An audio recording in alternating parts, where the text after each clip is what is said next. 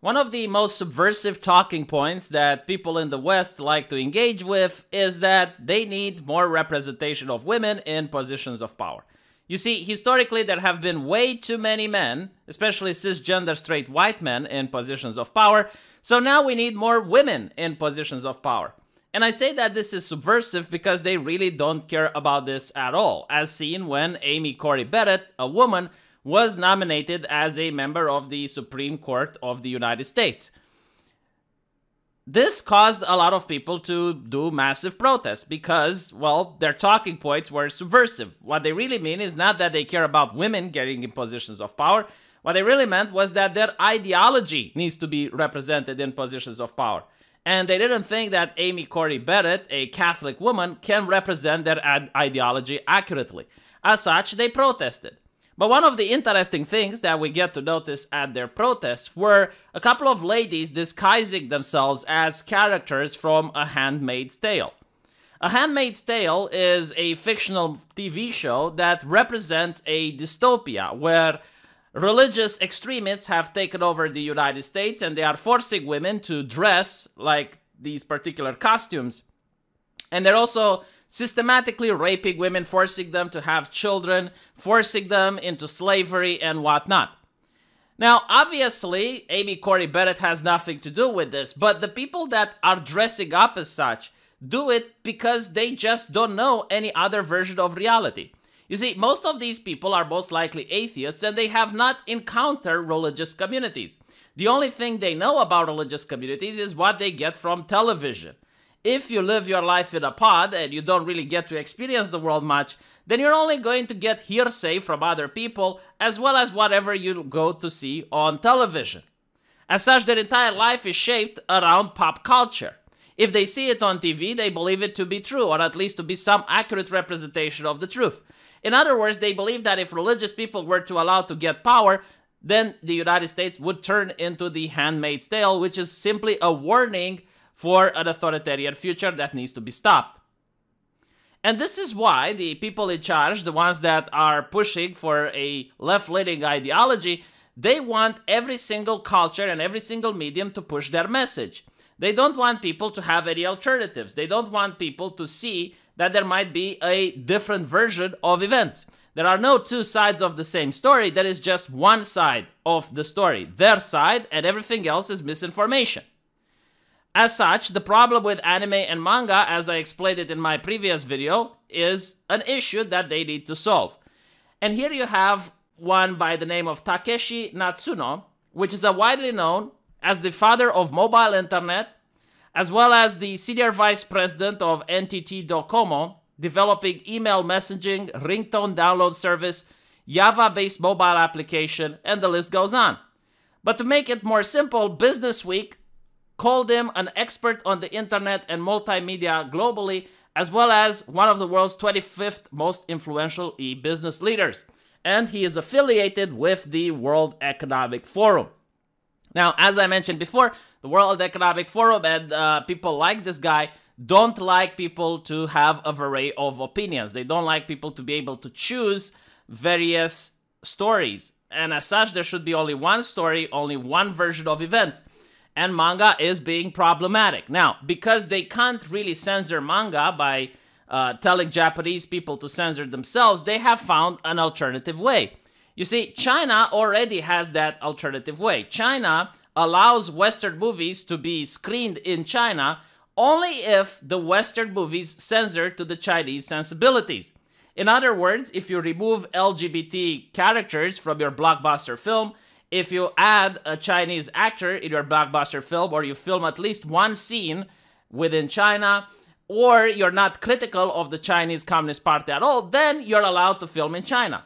So, in other words, a movie company that's in the West, that's in the United States, if they want to make money, if they want to advertise their product on the Chinese market, they have to fit that particular criteria.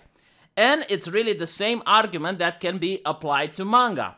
If you're a Japanese artist and you want to sell your manga in the West, then you need to make sure that you're going to censor based on the World Economic Forum sensitivities. So, how does the World Economic Forum want to get into censoring manga? Well, Obviously, they can't just say that they don't like particular stories. Obviously, they just can't say that they don't like particular talking points. There needs to be something that everyone agrees with. There needs to be something that no one is going to defend.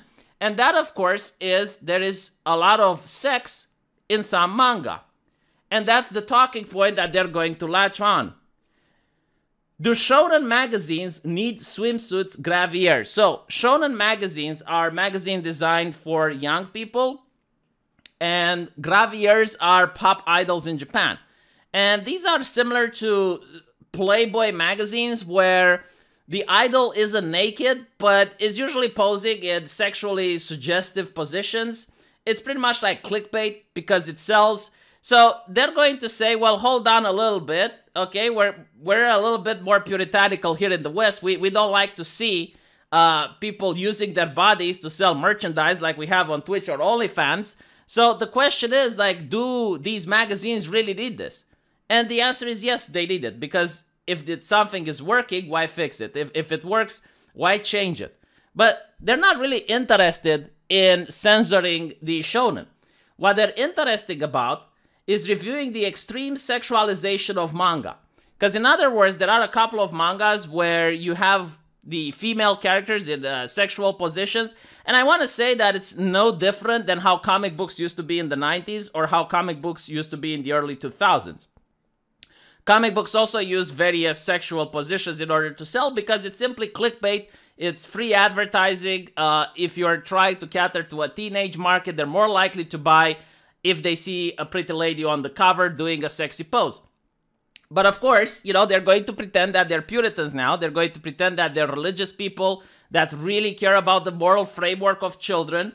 And that's the argument that they're going to use in order to censor manga.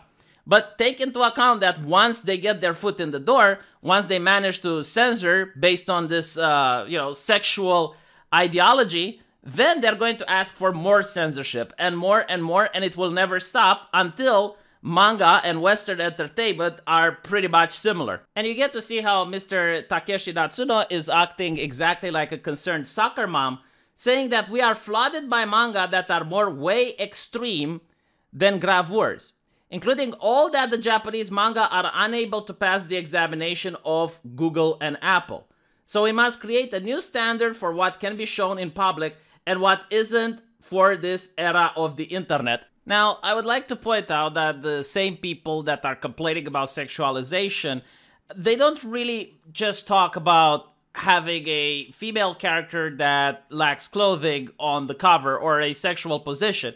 No, even characters like Uzaki-chan, just because they are presenting the feminine form in all its beauty, is considered to be problematic. To the point where in Japan, Uzaki-chan was actually used as a character to encourage people to donate blood. This was a campaign that was very successful where a lot of young men who, I guess, reacted to this ad wanting to support the manga industry, and they said, oh, well, this is a nice chance because obviously if you support the manga industry in this endeavor, not only do you help people who have lost blood, but you're also showing the power of manga and the power of the community to do something good.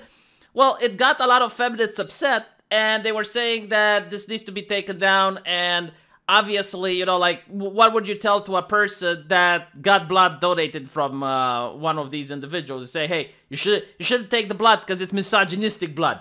It is evil blood. You just need to suffer and just get a donation from a sensible person like a feminist, who, by the way, doesn't really donate, but is going to complain that other people do, right? So this is like the mental framework that we're talking about. Like, make no mistake, when they're saying that they don't want sexualization, they're not going to talk against Twitch. They're not going to talk against OnlyFans. They're not going to talk about the hot tubbers from Twitch. They're not going to point out how a lot of ladies, because of the popularity that Twitch offers them, they do cosmetic surgery, they do filters, they do makeup, and all of that thing, right? That ideology, like progressive ideology, would be against because you have a corporation that's objectifying women. No, that's fine. But they, for some reason, only go after the manga. And obviously, the reason they do this is because they don't really care about sexualization. What they do care about, however, is the fact that manga is going uncensored. It's pushing certain views, certain viewpoints, certain stories, certain things that is not only distracting people away from the Western comic book industry that is pushing for progressive values nonstop, but it's also giving people an alternative viewpoint. It tells people, hey, like there might be two sides of the same issue. Maybe you should think about that a little bit. And that is exactly what they hate. So the way that they're trying to do the censorship now is by pressuring Google and Apple to go, it's like, hey, don't you think that these comic books violate your terms of service? Like, I know they're very popular. I know that young boys want to buy them. I know that everyone just wants to purchase them, but like, we know better. We, the corporation, should not allow the public to hurt themselves by reading comic books that have a different take than the ones we are promoting. So what you need to do is to speak out. If you see someone on a forum or on Twitter or whatever, you need to check that dude. And the main problem is that because they are very smart about it, because they are saying, okay, we need censorship for puritanical reasons, because we need censorship in order to protect, I guess, the public from Uzaki-chan's body, most people don't want to speak out. Because most people are ashamed. That is literally it. Most people like to read a good comic, which is a wholesome romance story with Uzaki-chan, but they are ashamed to defend it. Because if they defend it, they get called an incel, they get called a virgin, basically. They get called all the negative things because they're trying to demoralize you. They're trying to say that you are a bad person or you're somehow wrong for enjoying the comic of Uzaki-chan. And these are the same people that are promoting in He-Man and the Master of the Universe the relationship that is incredibly toxic between Teela and He-Man, and Teela always makes it about herself even when He-Man sacrifices himself. It's a really, really bad romance story, but that's the one you should like if you're a normal person. If you like Uzaki-chan, or if you like Rental Girlfriend, or if you like any other Japanese romances that are wholesome and beautiful, well, you're a problem, you're an incel, you're a bad person. And you need to understand that in order to continue enjoying what you're doing, in order to continue reading the things that you read, you need to defend them.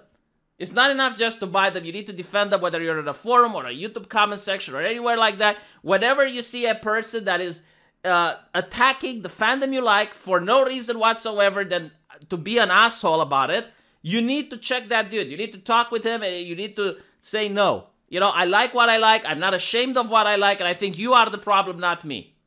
So yeah, that's my take on it, and hopefully you guys enjoyed this little segment. You enjoyed this little crossover event between my main channel and this one, and I'll be live streaming right after this on my live stream channel where I guess the crossover gets to continue a little bit. Hopefully I'll see you guys there, and if not, tell me what you think in the comment section, and take care.